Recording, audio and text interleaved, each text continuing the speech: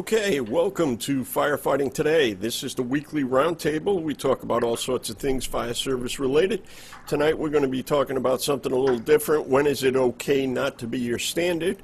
We meet each Sunday evening at 8 p.m. Eastern Time. Tonight will be a little more directed than we normally are, but we'll walk you through that. You can interact with us if you want to leave a YouTube comment. If you're watching us on YouTube and you want to leave a YouTube comment, we can bring your comment right into the presentation and interact with you as best we can.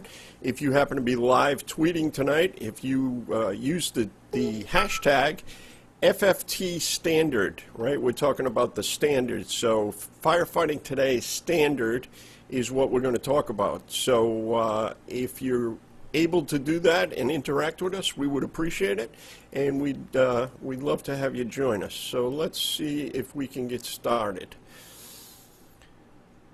Okay, my name is Pete Liam. I'm the author of PeteLiam.com. I'm the host of the Firefighter Training Podcast. Love to have you jump in if you can in either of those programs. We'll start by a panel introduction. Rob. Hey everybody, Rob Fling, First Assistant Chief, Dix Hills Fire Department out on Long Island, and nice to be with you guys again tonight. Great, nice to have you, Rob. John. Good evening, everybody. John Dixon here, back again, Firefighter Toolbox, Lieutenant, Teaneck, New Jersey Fire Department. Thank you, John. Joe. Joe Starnes, firefighter geezer for Oak Grove Volunteer Fire Department, and co-manager for killtheflashover.com. Thank you for having me. All right, thank you. Frank. Frank Blackley, Wilmington, North Carolina Fire Department, Assistant Chief of Administrative Services. All right, and Ethan. Ethan Bansek, Lorraine, Ohio, student of the trade, and also Pete. Chris should be on the audio line. Okay, we'll check that in just a second. Andy. Hi, Andy Starnes. I'm a captain with the Metro Fire Department here in North Carolina. I'm a member of Firefighter Toolbox and a member of Kill the Flashover, and just blessed to be a part of this, and thank you for inviting me, sir. Well, glad to have you. I did break a rule for the folks watching at home. I did break a rule. I try not to have more than one Starnes per episode, and I got two tonight, so you're going to have to forgive me for that. It's just what I do. Adam, say hello. Adam Ganalek, coming from Kellogg, Iowa, with the Kellogg Township Fire Department volunteer, captain and head of the junior program. All right, excellent. And let's try a little experiment. Chris, can you hear us on the call-in line? I can. I can hear you. Can you hear me? Yeah, perfect. Quick introduction, Chris. Tell folks who you are. Chris Bullis. I do the small-town tactics and tools for fire engineering. Okay, excellent. Great to have you here. Great to have you with us tonight. Just going to make one other invite. All right, we're good. So tonight we're going to have a presentation by Joe Starnes. Joe asks a very, very leading question. When is it okay not to be standard? You know, so what is the standard? When is it okay not to be standard?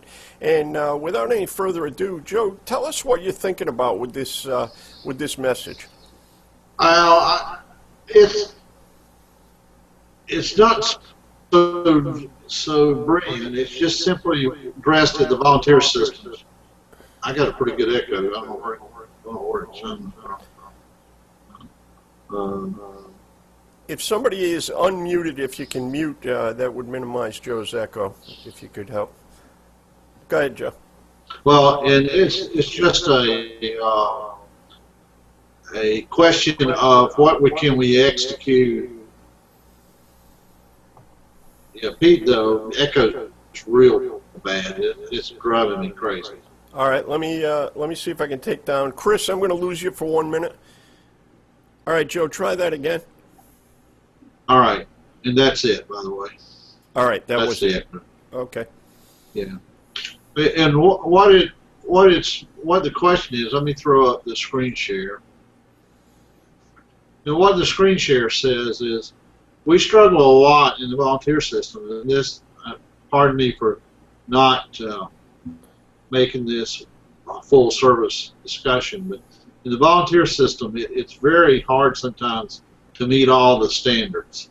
And so when you're not meeting a standard, how do you do that? How do you go to your community and say things like, well, we're not going to do that, we're not going to do that type of service, or we're going to do that service, but it's going to be delayed with mutual aid, and then do you have the discipline not to go try to do that, to do a technical rescue you're not certified in, or to do some other service that you're not qualified to do. So when is it okay to be not standard? When is it okay to be let's just say a defensive fire department, that everything you have is a couple trucks with a couple monitor nozzles, and that's what you hit things with until you can get mutual aid for someone who's not that set up that way. So the concept is, well, when's it okay not to be standard? And that's kind of the text. Pete, does that clarify what we're trying to say?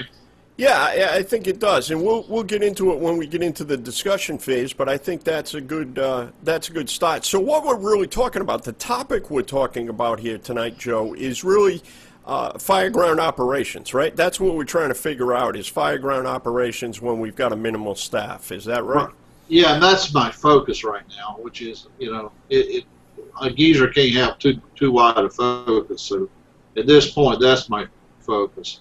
So how do you take a company that's going to throw about 10 people maybe at a fire call? Let's take and this scenario is based on a residential fire call that's less than two and a half miles from the station, where we're going to put 10 people on the call and 2 automatic mutual aids. So there'll be 3 on the first automatic mutual aid and 1 or 2 on the second automatic mutual aid. So that's and that scenario is built around what goes on in our area. So this Monday through Friday work hours, and what happens with that? How do we get to a point that we take care of that any type of fire call in that scenario? So what we've done is we've redefined our process, and we're just running through that and then trying to see how that works. And we've using the fire behavior discussions we've been having in the last while to test some of the things tactically that we're doing. So we're going to throw 1 command officer at this in a private vehicle. 1 engineer is going to go get the engine. It's a 1250-1000, and there's 8 pieces of apparatus there. It's not like that's the only thing in the station. We're going to have a crew. We're going to put 8 firefighters total over the period of the next 15 minutes. And we're going to put 2 firefighters that are going to worry about getting a rapid fire stream on the incident. And then we're going to have 2 firefighters that are going to do what we call fire management, which would look like utilities or truck work. Then we're going to do 2 firefighters who will push the fire attack line, and before they go interior, they'll have a 3rd firefighter added to it. And then we'll have 2 firefighters that will be what we're calling firefighter safety. Read that as rapid intervention, rehab, on deck, staging, anything else that we want to call it. So, and when we do that, we're going just to bring the command officer there. That command officer, when the engine arrives, they're going to give the tick from the engineer, is going to give the 1 tick that's owned off of that engine to that officer, and the first crew is going to kill the extreme fire. Read that as kill any flaming from the outside they see. The next crew is going to manage the access to flow passing utilities. Read that as shut the doors, make access where the command officer says we're going to do that. Crew 3 is going to be ready to take a line inside. For the interior, we're going to add 1 from crew 1 as soon as they're through with that kill. And the tick's going to transfer from the command officer to that first crew, that 3rd crew going inside, and then crew 4 is going to take care of the rapid intervention, and then later on we'll manage rehab on deck and so forth as we get the mutual aid in. So, Chief, that's kind of a non-standard way to go after a low staffing process for a fire department based in a rural America, and we're going to try. So that's the point. All right. So what I'm so what do you think? what I'm thinking is let's go back to that second slide for just a minute. And did I reduce that echo now completely? I know there's some comments in chat. Is the echo gone completely now? Yes, sir. Thank you. All right. So just a quick program note. Ethan, if you can get to Chris and shut him down, because that is not going to work, bringing that audio in from that outside. Okay. I apologize for that. Direct him to YouTube. If you can get him the link, he can be with us on YouTube. So let's just go through this for a second, Joe. So people are arriving in their personally owned vehicles. Is that a correct statement? Yeah. The only thing that's the department vehicle is that one engine in this scenario. Okay, and this rapid fire stream, I guess maybe I don't want this one. I want slide 3. Go to slide 3 if you can for me. So this extreme fire, we're talking about a transitional attack. Is that what we're saying here? That's okay. right. Well, we're worried about flaming. Sometimes we find ourselves walking past things that flame is going out a portal some way and setting the soffit on fire. We walk by it with intentions of going somewhere else. And we've been trying to encourage people not to do that. On their way, put some water on it, that kind of thing. Right, right. So that's what we mean by that. Right. All right. So let's open it up to the panel. So now remember, we've got a couple of things on the paid side. We've got 1710. On the volley and on-call side, we've got 1720. So we have standards, if you will, and Joe has just represented a real-life alternative.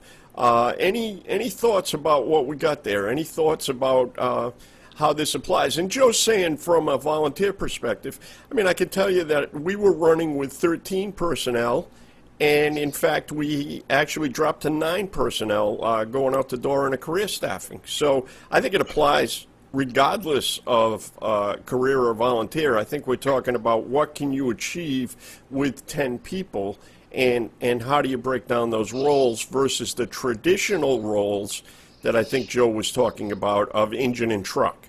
And Pete, if I may too here, is to understand is that we're not implying that this ought to be the standard for anybody else. Right, right. That's something. The difference. That's the difference in this discussion.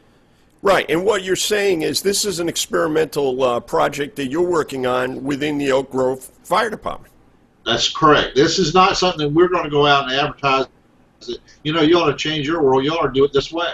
That's not it at all. This is taking the variables that we think we have and trying to manage them, because we've got the ability to roll some very nice equipment out the door, and it looks like what the standard ISO response would be. But to be honest with you, it's very difficult for us to do that with the staffing we've got Monday through Friday. Right, and I believe that to be typical, Joe. I think daytime staffing for any volunteer on-call department, unless you've got the demographics that go to it, I think that's typical, without a question. Robert, what are you thinking? What do you think about what Joe's talking about here? Any thoughts, comments? It sounds good. It's a little foreign to me, so I'm trying to manipulate it in my head to how we would use it. All right, so that's why we're here. So let's talk firing. What questions do you have? That's the purpose of tonight's panel. What do you got? You coming in a little bit mumbled, Pete. I lost that whole thing. All right, hang on one second. We are having some tech problems tonight. All right, so ask the question. What part are you a little, unfamiliar with? What do you want to ask Joe? You got him right here. Well, we don't respond in our personal vehicles. We go to the firehouse and we man apparatus. I don't really have any questions for it per se. It makes sense to me. During the daytime, we have 2 paid guys that respond in an engine, and if they roll up on the job, that's exactly what they're going to do. They're going to stretch and they're going to start knocking down from the outside if they have to, and wait for the cavalry to show up. We don't have a problem getting the chief on the road. The chief's going to do his 360, size it up, and call his mutual aids. We have an automatic mutual aid policy, So as soon as somebody calls a working fire around here, the cavalry's on its way. So does your IC take a tick with him when he does a 360 typically, Rob? Generally not. Most of them, I happen to have one. Most of them do not. Okay, so that's not something you Generally, do. 90% of the fires we get around here, there's no mistake on where the fire is. Right. So if the engine wants to come in, he wants to do they want to do the transitional attack, hit it from the outside, that's fine. We had a fire Friday afternoon. It was an exterior garage, and it exposed into the house, and it was starting to get into the eaves, and then you could see it was making its way up into the attic. And while the guys were trying to knock the garage down, the second line's exactly what they did. They just drenched this thing from the outside and knocked it out of the attic, while we got in and started pulling some ceilings. And I mean, the garage was a total loss, obviously, but we limited damage to about 3 feet of the house. Nice, nice. All right, that's good stuff. Andy, you got a couple of comments in the chat. Can you throw those out there for us? Yes, sir. I've been irritating my father as we go through this process together. So I've been listening and learning just like I learned from the rest of you. And one of the things we've talked about with this process, as he said, is based on what you have. And the thing that I liked about it was Crew 1, when they went and killed the extreme fire behavior, like Chief Rob was talking about, they stay at the window or the opening where they're actually hitting it. And they stayed there until the interior crew was ready to go. The flow path was controlled by a door controlled by another crew. So they made sure that fire behavior did not erupt and come back. Whereas before, you'd see people do a transitional attack, and then they'd move to the door, and unbeknownst to them, the fire had started back and started growing again, and by the time they opened the door, they had another whole new problem. This gives you a little bit more accountability and ensuring that you've knocked down the flashover potential. It's one of the benefits I like of it. Yeah, and I think you're right. I think I was most familiar with doing exactly that. I would do a transitional, but that ultimately was probably the crew that was going in the front door after they had changed the conditions slightly. They abandoned that position and probably went in the front door. So I think that is a key point. Adam, you got minimal manpower. You got, is this, and again, Joe's not saying you should do it. Is this a system you could look at? Is this something that you can gain merit out of here? What are you thinking?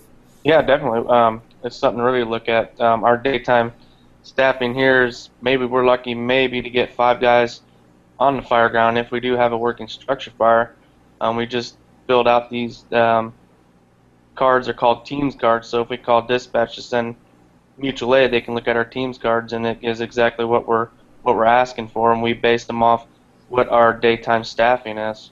So yeah, this is something definitely to look at.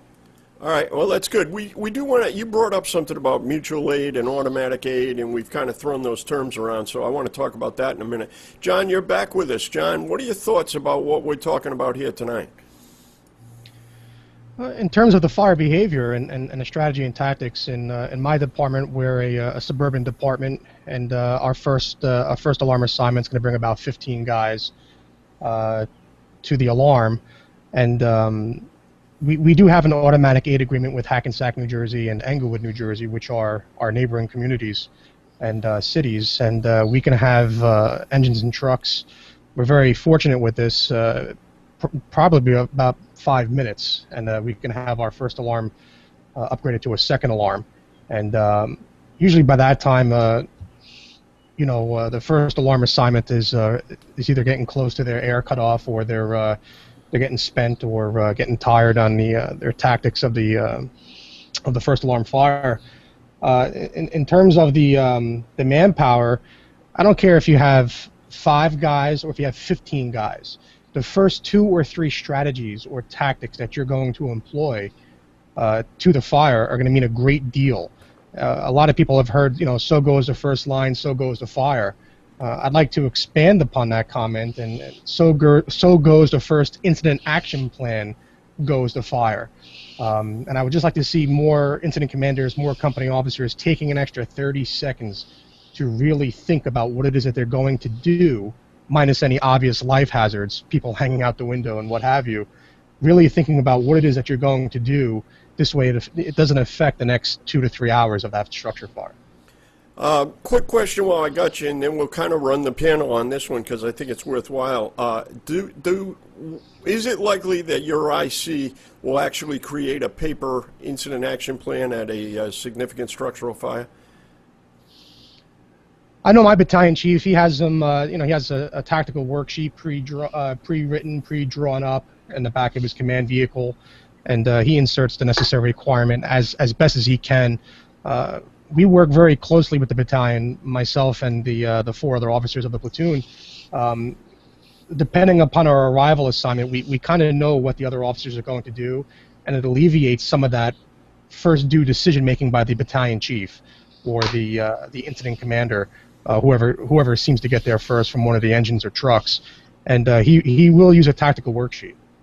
Okay, Rob, tactical worksheet or not? A written document on a worker? Generally, no. It's up. We do a quick size up. We radio our incoming apparatus as to how the tactic we want is, and after that, we may start putting pen to paper. But generally, the first 5, 6, 7 minutes of a fire is where we get our original strategy going, and we convey that by radio. Okay. Frank, your thoughts about what we're talking about and whether or not there's a written incident action plan. And the other thing, Frank, just remind folks, what's the first alarm getting you for personnel? We're getting 3 engines, a truck, heavy rescue, battalion chief, and a safety officer. Okay. You're looking at about 17 people minimum. Most of the time we're running 3 on the engine. Okay. It's interesting that this subject has kind of come up. We're you're talking primarily about volunteer departments, but we had a staff in service training this past week, and one of the things that came up is the expectations of the public. As we've seen, and some of y'all may have too, is that they don't mind cutting the fire department's budget anymore. At least the public doesn't. And 15, 20 years ago, it would be unheard of, but it's happening now. And one of the things that actually came up during that training was, what happens if the public doesn't want to fund us and we're a municipal career department? Do we have to go this same route because of staffing issues? Right now, we don't, but having a good incident management system on the fireground, with automatic aid with Henry County, and all that works great. So having some of those same SOGs helps us tremendously. What Joe was talking about, I think, kind of falls in line. Even if an engine is going to have to go to the first end of the history, they may have to do some of that in the beginning. Right, and I think it's a different. I think it's a different way to look at the operation. It's a non-traditional way to look at the operation. Is the way I saw it. Ethan, what are your thoughts? You're studying all the time. What are you thinking? Have you seen anything like this in recent time? No, and I think it. And I do have a question here. No, this is really good stuff. I'm really involved with the new science coming out, and I like it. But what Joe is saying here is the first 3 crews, crew 1's killing the fire, crew 2 is managing access and flow path, and 3 is a firefight interior attack. What about in a small, any town USA that the next in company, whether that's the same town or mutual aid, is 15-20 minutes out? What do we do then? And I think the question, it comes back down to the bare bones science, and that is, if we knock it down exterior, whether that's transitional attack, resetting the fire, whatever you want to call that, if we knock it down exterior really good to the point where there's minimal fire, how much emphasis do we really need to put on door control? All right, so let's throw that back to Joe. So, Joe, we're talking about time. If mutual aid is that far away, and we've taken some sort of water application early on, what do you think about what Ethan's asking? Well, if I got that right, Ethan, here's what one of the things we worked on is not in these slides, and it's in that 45 slide presentation that Chief Lamb was worried about that I was going to throw on him. But if you have to plug in what your mutual aid's going to come. If your mutual aid's 15 minutes out and your staffing is 3, you're not. Your risk model may not allow you to do anything other than hold that fire. Then door control would absolutely be critical. Hanging an extra curtain on, stopping, killing the fire, and then hanging the curtain on the hole that the fire escaped from. In other words, if it's a window, make it a window again and hang a curtain. If my strategy could be, in our case, just talking about Water Grove, my strategy could be that I want to hold that until I get stabbed. And to hold that, I got to keep the air off of it and keep water in the critical spot. Does that make sense to you? Well, yeah, it does. But what about, and I get what you're saying here, what if we have a crew of 3, one guy's a pump operator, obviously, and then we have 2 guys on an attack line, whether that's 1 3/4 or whatever you're using, and we do knock it down from the exterior to the point where there is minimal fire or even no fire. And let's say that this is a fire that's only, maybe a room, if that. Are we still waiting for mutual aid, or are we going to make it? You got to take your risk model. I wouldn't argue your risk model. If the standard says that you won't do that, you won't go in that structure, and you have 2 in, 2 out. Right. So do you hold that standard? If you hold, and that's the purpose of the conversation tonight. When's it okay not to go to the standard? So, right. So your point's dead on. The problem I have is that when we start to emulate one fire service, there's no such thing. And the reality of it is we don't even do that anyway. Right. We operate in our own world, and we want to be the book version of the fire department. But in all honesty, 70% of America is probably not the book version of the fire department.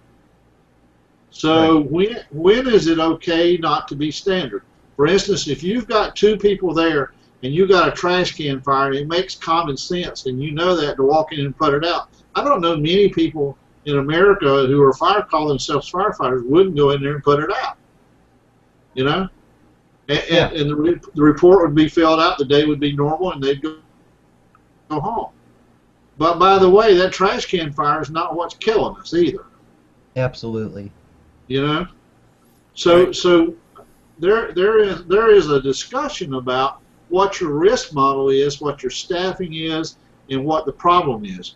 We've talked about 4 things: detecting the fire, defining the problem, accessing the problem, and favorably influencing the problem. And that's the way we had the workup. So and then the standard and the liabilities come into play. It may very well be not a standard, not a policy. It may very well be a law. And you're breaking. You may have chose to break the law just to serve the public correctly. And not that that's what I'm advocating. I'm just saying I know of times when people do the right thing when they're told not to. I know of times when they do the wrong thing when the right thing is there. So when is it okay to break that standard? See, one of the problems that I see with what we're doing in the volunteer system is we're trying to look like New York. We buy trucks that look like New York. We buy 8-foot 6-inch wide engines on 8-foot wide roads. Those kind of things get us in trouble. So I don't know if I'm making sense, but that's what I'm saying to you is what you're advocating is dead on. There is a standard in a lot of cases. When's it okay not to follow? Right. Right, and I don't think there's an exact definition. One of the comments that somebody put it in the chat room, and I think is very, very crucial, should be repeated. It's been a mantra of mine for many, many years. Your circumstances will dictate your procedures. What you have there, I don't want to get into this in too much detail, but many of you might have heard at the taping of this show this week, they had a fire up here in Lowell, Massachusetts, where they lost 7 civilian lives. And I shouldn't even say that phrase. They didn't lose 7 civilian lives. There were 48 people in this building when they arrived. And there are some remarkable documentation of activities that took place that I'm not sure fit in any particular standard at any particular time, and many, many lives were saved. Just dramatic actions by very few firefighters early on.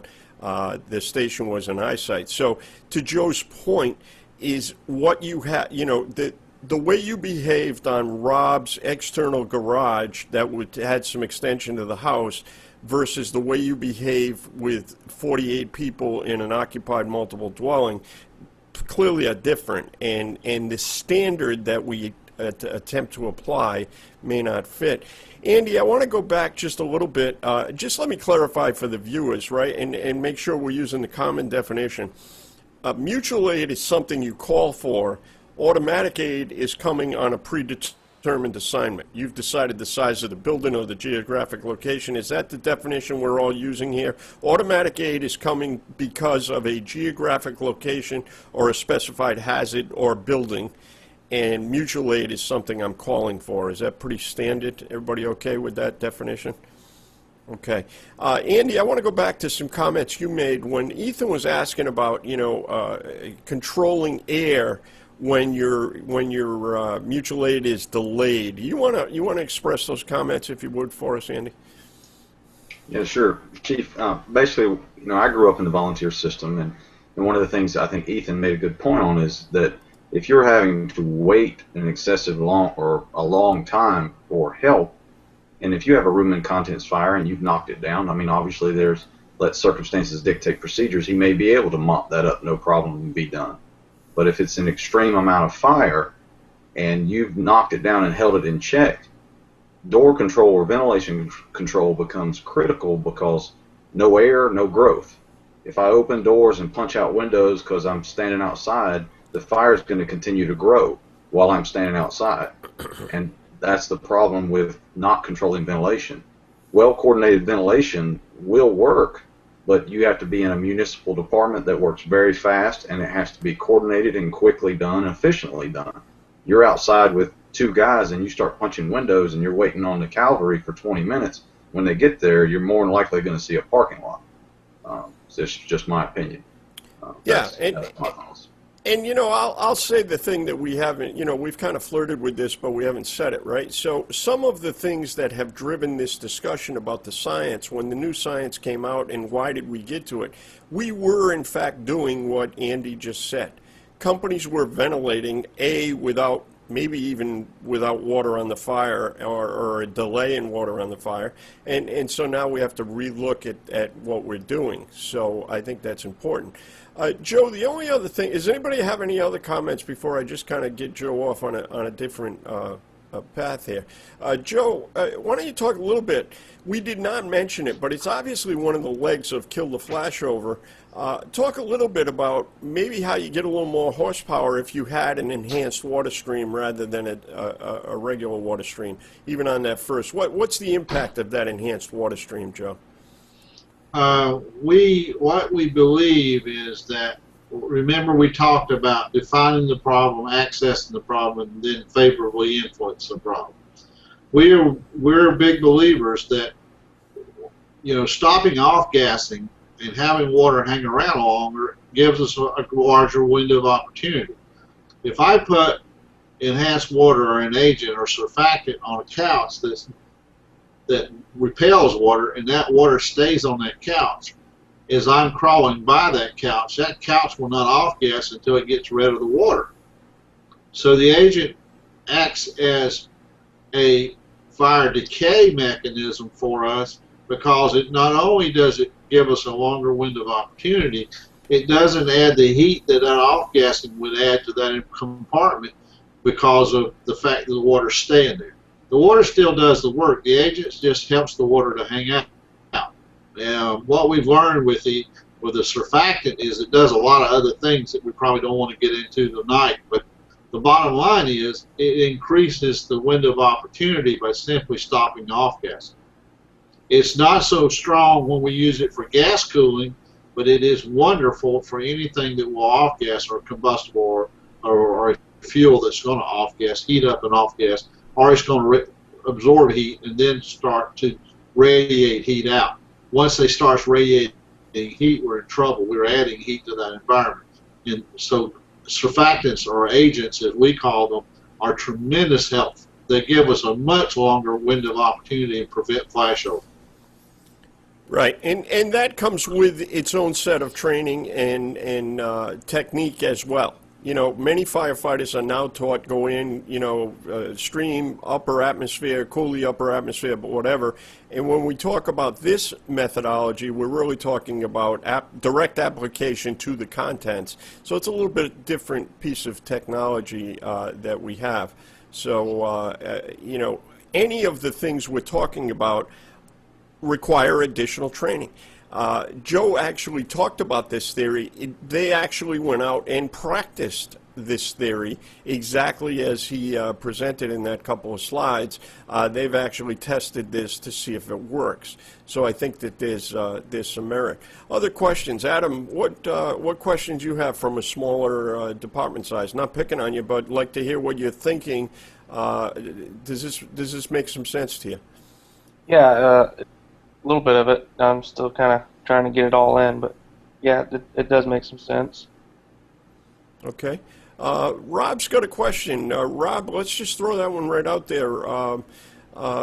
You know, when we say enhanced water stream, we can talk about a couple of different things. What's your question? Do you use Class A or do you use some other product, or what are you talking about? Yeah, I was just looking to see what exactly people use. I mean, here where we are, we use straight water. We don't enhance it at all. All right, and do you carry Class A on the truck, Rob? Yeah, we do. Okay, but it's pretty rarely used. Yeah, exactly. Most of the time, the only other time, sometimes we'll use it on a brush fire. We'll dump it in the tank. Right, so you batch mix it, right? Just dump it in the tank. John, what's your? Are you using anything either on your paid or your volley job? And if so, what are you using? Currently, with my volunteer department, they're experimenting with enhanced water streams. They're making a solution of an agent with Class A foam.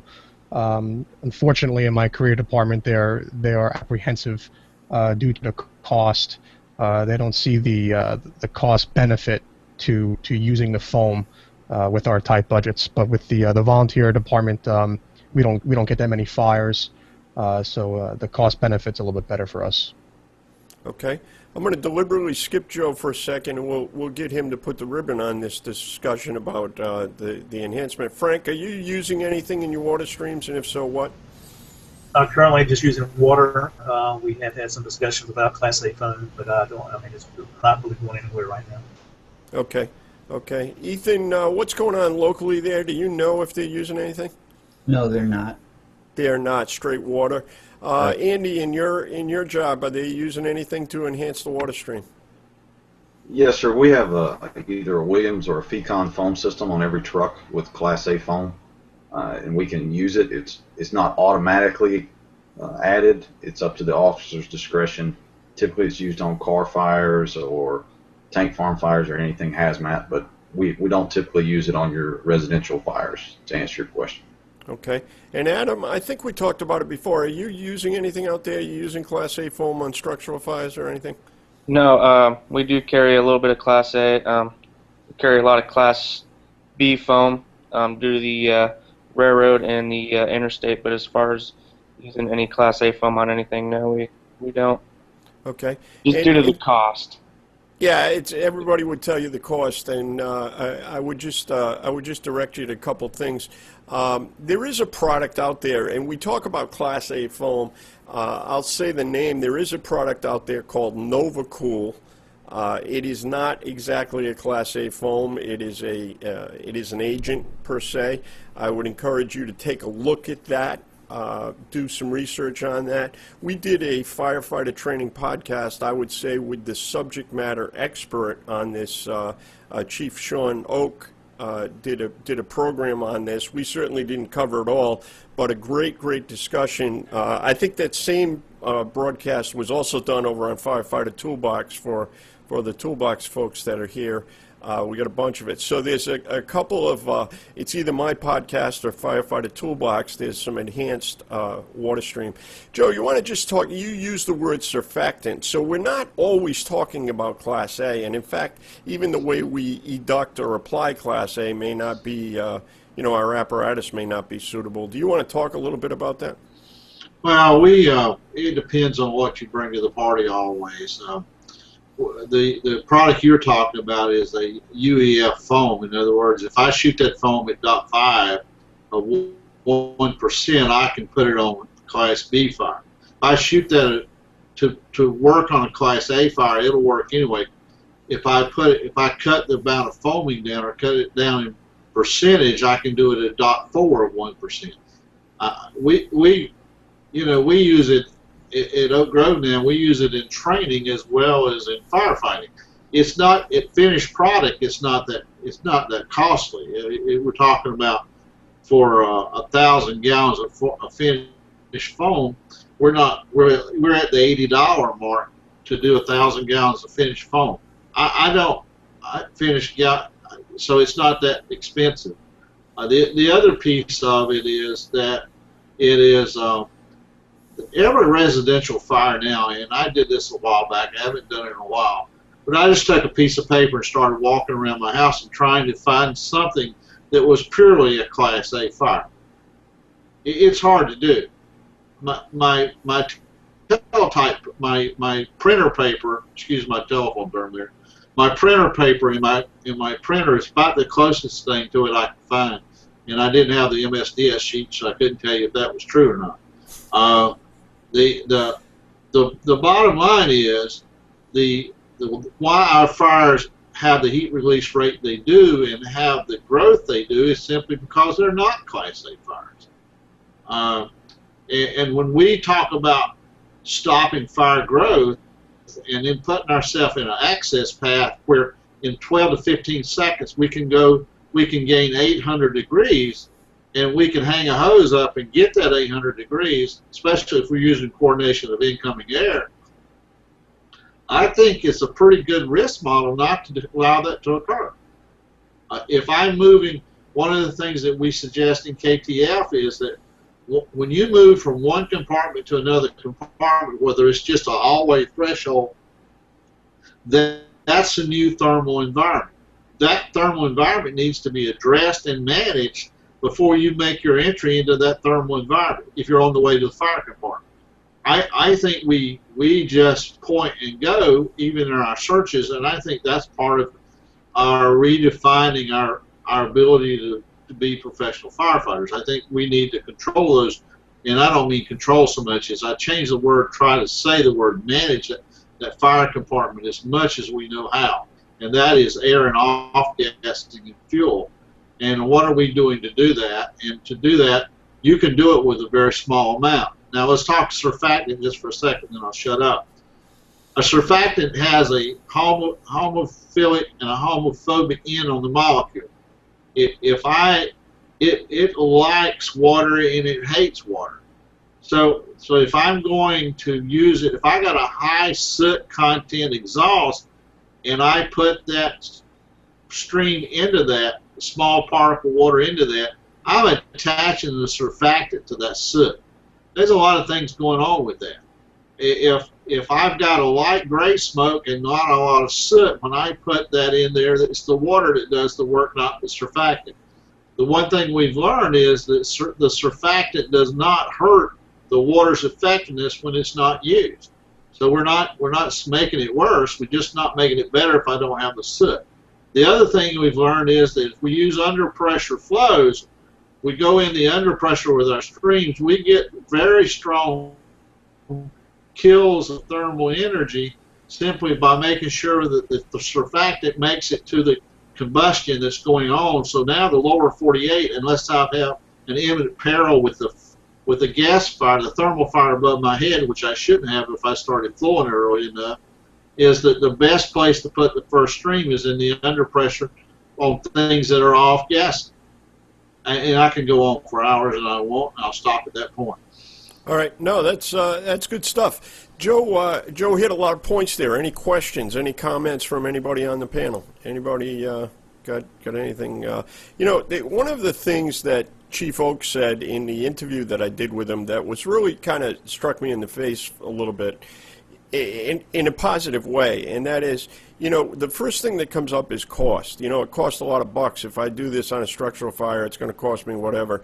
And Joe just cited something about, I don't know, $80 to do 1,000 gallons of finished foam. Well, first of all, if you're in a structural fire and you're using 1,000 gallons of finished foam solution, it's not a good day anyway. But it's interesting how in a career department we would pay, we'd hire 4 guys back on overtime and spend, $2,000 in manpower. How much does the use of this product, this enhancement to the water stream, we pay to do that? How much does that enhance my firefighter safety? I'm not beating up the crew. They're not in there doing 2 more hours of overhaul, sucking up carcinogens and whatever else is going on. Is there a value to paying money to apply an agent? And I tell a funny story. As a youngster, we'd use dry chem extinguishers for chimney fires and all kinds of stuff. And I would get reprimanded because you couldn't use a dry chem extinguisher because it cost too much to get it filled. That was the thought process.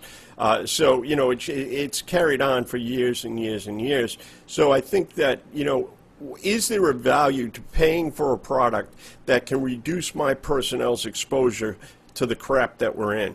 Crap being a technical scientific term for carcinogens, IDLH, smoke, etc. So any thoughts on that? Andy, you had some comments, pretty good active chat room going on. Andy, you want to throw some of that out? Because again, our viewers are not seeing that chat room. So can we throw some of that discussion out here?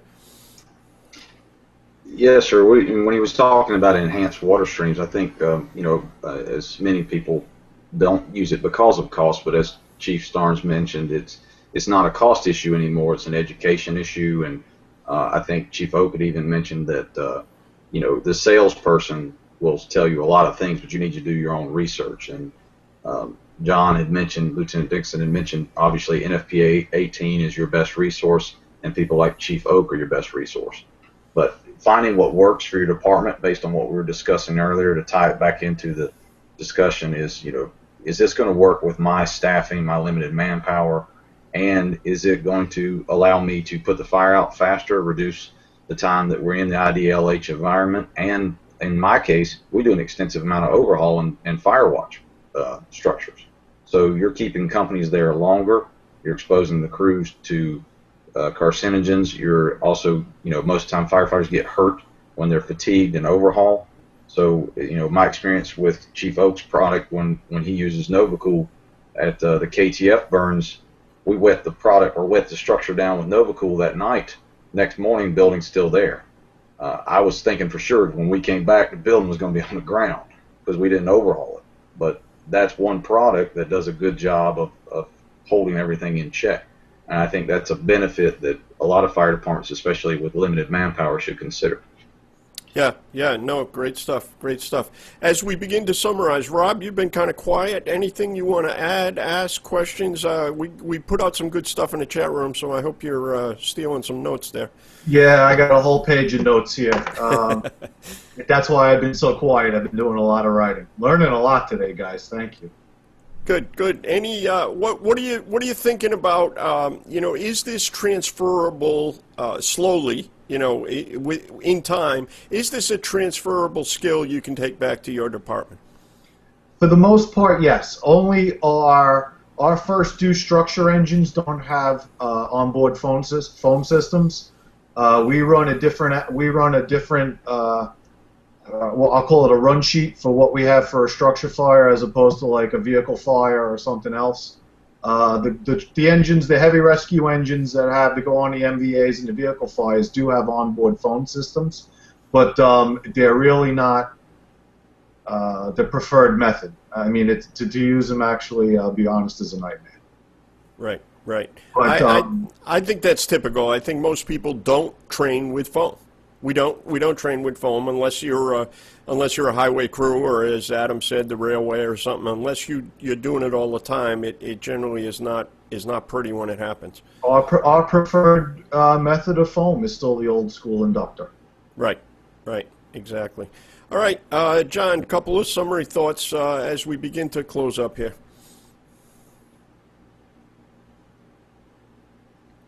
John, are you with me? Taking it back to reduce manpower, this is an issue that... Can you hear me? Okay. Yeah, you're good. Taking this issue back to the crux is that reduced manpower is affecting us all. Career side, especially on the volunteer side, you're just not getting the volunteers to come out. I am all for the training and education of enhanced water streams and controlling rapid fire progression and extreme fire behavior. It's a mindset, Chief. We can sit here and talk about it all night, about the benefits, the pros and cons, but I think that where we have to really focus is training to adopt a different mindset. A mindset of safety, a mindset of not wanting to beat up our members. Like you said, if we can get out of there within an hour or two less without having to pull my back or pull my shoulder doing overhaul or rotate companies, it's a mindset. And having roundtables such as this and having other fire service professionals, whether you're a volunteer or career, is a great way to change that mindset. And I think it's incumbent upon all of us, everyone here at this panel, and we all know 10 to 20 other firemen that we can help change a mindset to just in fact do that. Talk to them about what it is. Show them the slides. Show them the research. I think where we need to get better as fire service innovators is to really bring this information to the forefront. And I think that in five years, because change takes forever in the fire service, but I want to say in about 5 years, I'm going to say that my volunteer department, we will be switching over to an enhanced water streams. Right, right. Well, it's funny. You're a great straight man, John, because I have this method. I have a method to begin to change the culture. I'm saving it as the very last bit of this thing. So you set me up with a great straight man. Let's take a comment from Lane while we're here. Hang on. Lane is with us. Thanks, Lane. I appreciate you being with us. He sat in on Chief Starnes' lecture at Firehouse World. His organization is a very large organization, incidentally. It's just beginning to move towards the transitional attack and flow path control. I don't think our corporate culture is ready to accept the pre-treatment concept. And you know what, Lane? I think you're speaking for lots and lots of people when you say that. It is something that is anything that's new is generally unknown. So great, thank you for being there. I appreciate your comment, and I'm sure Joe appreciates the comment that you were sitting in the audience there. Frank, what are you thinking? Any summary statements as we begin to close it up? Well, I just posted something in the chat basically saying from a safety perspective, doesn't pre-treatment make sense? I mean, we're always preaching firefighter safety, and if we don't have to send them in and can do some of the work from the outside, to me that just makes sense. Yeah, no, I agree. And I think, some of the dynamics that we've all talked about, you hear firefighters actually misquote this, a fire doubles every minute or whatever. That's really not what it is. A fire doubles in intensity in each time frame, whatever that time frame is. But, the fire is doubling because the product is off-gassing so quickly. That's one of the factors that leads to this rapid fire growth, and that's what's burning us up and giving us these thermal injuries as well. Ethan, thoughts as we begin to wrap it up? No, this is great stuff. I think you really need to take this back to your department, see what works, see what doesn't work, implement what works, and if you aren't using some type of enhanced water, definitely get out there. poke around and see what other departments are using and see if that can apply to your department. Yeah, it's a good point, Ethan. You know, you mentioned what others are using. Oftentimes we get trapped. You know, the question here tonight will go full circle, right? When is it okay not to be standard? We get trapped. I know in my department we had to buy Class B foam that was 100% compatible with the foam bank and with everybody else. So, you know, you get trapped into this standard, if you will, when in fact there may be a different way. So it sort of ties into our basic question here tonight about, you know, when is it okay not to be standard? Andy, your thoughts as we begin to summarize? Well, I appreciate all the comments, and I always learn a lot. Enjoy listening and reading, so thank y'all for that. Another thing I think to tie it all together is, you know, the point of the discussion was looking at the limited manpower issue, which, you know, out of 1.4 million firefighters, 1 million of them are volunteer. So I think that's an underrated subject. I think that volunteers are the foundation of our country as far as taking care of us, and we need to address our training, our tactics, and our education towards that, because as so many of y'all have already said, whether it's an IFSTA manual, whether we're modeling ourselves after a large department, if we don't have the resources or the capabilities, then we're setting ourselves up for failure. You know, I can't do a vent enter search if I only got 2 people on the scene and put the fire out effectively and take care of everyone there. You know, I may be able to get away with it, but that doesn't mean getting away with it means that's okay. So I think to summarize, we need to look at what we have, what our skills, our resources, and our abilities are, and then learn from the larger departments and learn from the smaller ones and discussions like these and apply it appropriately, and just be smart about it. And as John said, not let our ego get in the way, and do what we can do to better benefit Miss Smith, as Brunacini says. Yeah, exactly. Well said. Well said. Adam, what are your thoughts? Going back on the limited manpower, a lot of great information on that limited manpower stuff. I'm going to definitely take back to our house and sit down and talk with some of the guys and see what will work for our department and what won't. So, yeah, I think the limited manpower is a big issue for us. Yeah, I think there's 2 points. I think it's limited manpower and this whole, you know, behavioral thing that John was talking about. Joe, summary statement just before we close it up. Well, I certainly appreciate the opportunity to, well, as I said in my blog the other day, lament and do it on your time instead of mine, and that's always nice. From a standpoint of fire behavior, the question about not being, when's it okay not to be standard, I think the real question is, when's it okay to define your real capability and then act it out? You may be able to do certain things with it.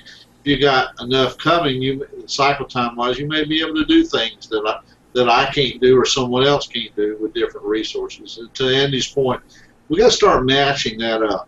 I wrote this week that I think it's foolery to think that I can do with what I have with what you have. I can't do that. Maybe I can, maybe I can't if we're alike. But we're usually not alike, and we don't operate the same way. So let's start defining our services around who we are and what we can do with the needs of our customers and jurisdiction where we are. And I appreciate the time to run my mouth, and I certainly appreciate this panel. And I want to say thank you to it. Absolutely, Joe. I appreciate your input. I think this was a great discussion. I would ask you guys on the panel, this might be a good YouTube video to share. There's this link, toss this link out. I think we covered a lot of ground that was worthwhile. I would encourage anybody that's listening to this to go to Kill the Flashover page. You got a Facebook page, a bunch of stuff. Look at Kill the Flashover. You can also look at joestarnes.com. But, you know, John was alluding to this whole, you know, cultural activity. How long does it take? We got to train with it. We got to do it. I have actually developed a method here that I think might make some sense on this whole topic of the new science. So I don't know. I'm just throwing this out there. I don't know what you guys think about this, but I think that we need to start talking about the relevant, necessary extinguishment science. Now, that just happens to coincidentally spell Starnes. I mean, that could have just been an accident. I don't know how that did that. But I think that's a valid discussion that we all ought to have. And I think that what we did here tonight was exactly that. We started talking about the relevant, necessary extinguishment science and put it in a usable format. So if Joe is ever speaking to me again after I just posted that, that'll be a miracle in and of itself. But I thought I'd throw that out there because Joe is the guy that's leading the pack on this discussion, and I think we ought to pay attention to some of what's being said there. Real quick run down the panel, just where we can find you for our social media types. So, Rob, where can folks find you? They can find me contributing at firefightertoolbox.com as well as at TrainingComm, COMM on Twitter, and Robert D. Flynn on Google+. Excellent. And John, real quick, where do we find you? They can find me at www.firefightertoolbox.com. I'm also an active contributor. Facebook at Instructor John Dixon. Great, and a great podcast. For those of you who didn't see it, John got a lot of traffic on the podcast he and I did last week talking about being an effective officer. Joe Starnes, where can we find you again? We can find me at killtheflashover.com or joestarnes.com or on Facebook, either one. And all right. You do know my two greatest characteristics, right? Which my two greatest I got from my father, and one was patience and the other was revenge. I thought I might get a rise out of you for sure. Andy, where do we find you and your writings? You're doing a bunch of great stuff. Where do we find you? I'm also a contributor for Firefighter Toolbox. I get to work with both John and Rob. I really appreciate their friendship and learn a lot from them. I'm also a team member of Kill the Flashover and also founder of Bringing Back Brotherhood, basically a ministry for firefighters. Excellent stuff. Excellent stuff. Well, thank you all for watching. We'll be here next week, next Sunday evening, 8 p.m. We'll have a little bit to talk about. I think we're probably going to talk about the Firehouse Expo wrap-up. Both Rob will have been there. I think John's going to be there. Andy's going to be there. So we got enough to talk about. We'll kind of do something similar to what we did with FDIC. So we'll see you all next week. I appreciate you being here, and if you want to find the archives, go over to firefightingtoday.com. Firefightingtoday.com. You can see this show as well as any of our previous shows. We'll see you next week.